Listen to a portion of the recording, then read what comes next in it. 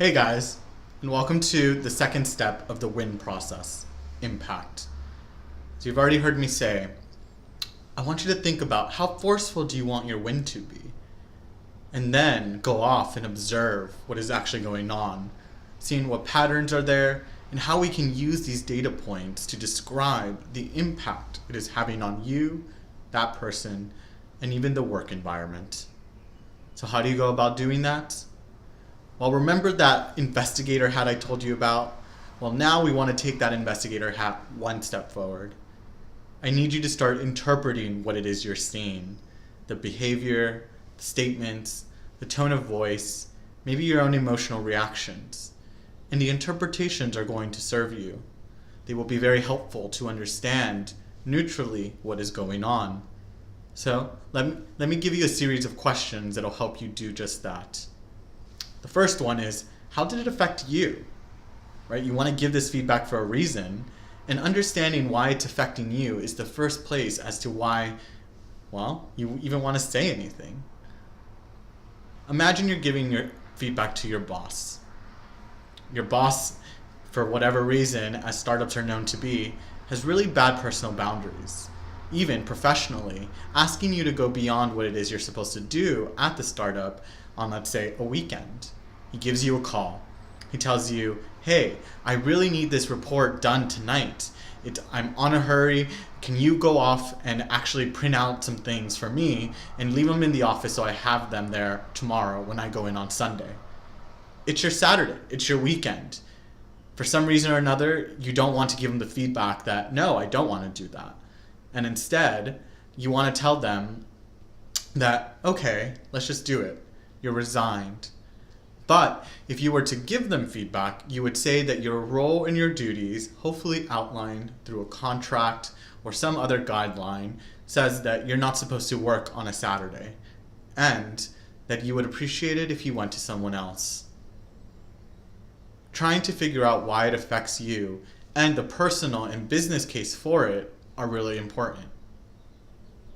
Second step is, how does it affect his or her job? This is a really important step because what it's doing is giving you a perspective into that person's mind.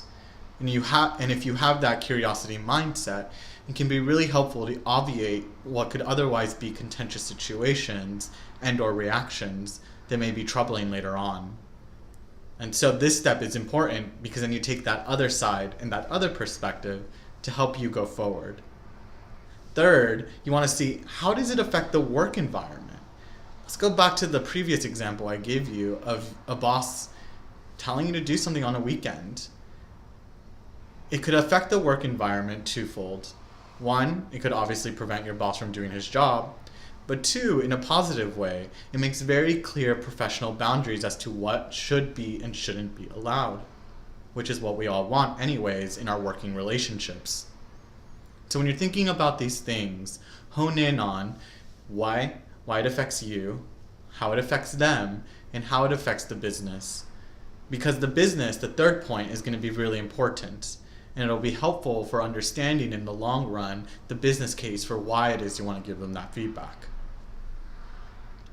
But the one thing I should say is, when giving feedback, you want to make it a generic label of impact. Let's boil down what the word generic means in this context.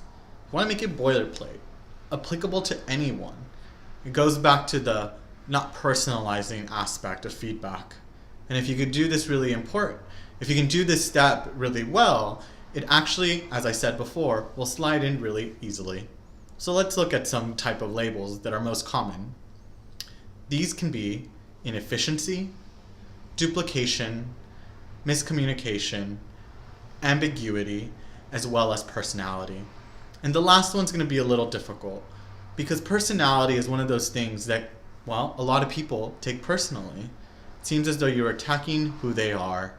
And if for people whose identity is wrapped up in their workplace, it can mean that you are attacking them in their position as it is. So tread lightly when it comes to personality. But sometimes we need to bring those things out. Because if you're in a client-facing role or you're otherwise navigating some aspect of the business that requires interpersonal relationship building, personality can be a big one. So when you're doing all of this, And as I said, each step built on the other, you want to create an impact statement. Even doing this 5 minutes beforehand can save you a lot of trouble in the long run, because it means when you come in, you not only are prepared, but it shows that you are doing your homework and allowing the observations to otherwise help you understand what is going on. Here you say, when you insert the observation, it blank.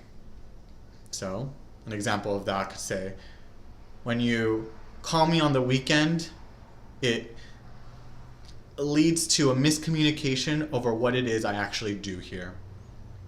When you don't send me the reports by Friday, it leads to unnecessary duplication by someone else. In this way, you are not attacking the person, but you're getting to the heart of the issue, which then makes feedback much more well received. So think about that as we continue going forward and learn how to build impact statements as a way of best practice when giving feedback.